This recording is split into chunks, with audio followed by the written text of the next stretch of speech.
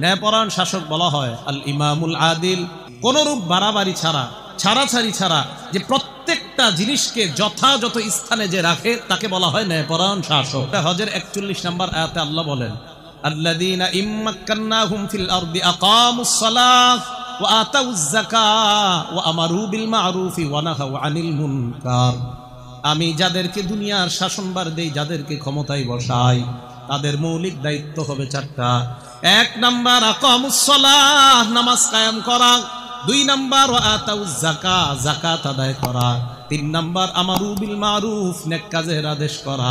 4 number ওয়া নাহাউ আনিল মুনকার, অসৎ কাজ থেকে নিষেধ করা। তাহলে ন্যায়পরায়ণ শাসকের মৌলিক কাজ কয়টা? 4টা। নামাজ কায়েম করা, রাষ্ট্রীয়ভাবে নামাজ কায়েম করা, রাষ্ট্রীয়ভাবে যাকাত প্রতিষ্ঠিত করা, রাষ্ট্রীয়ভাবে ন্যায় কাজের আদেশ করা, রাষ্ট্রীয়ভাবে অসৎ কাজ থেকে মানুষকে বিরত রাখা।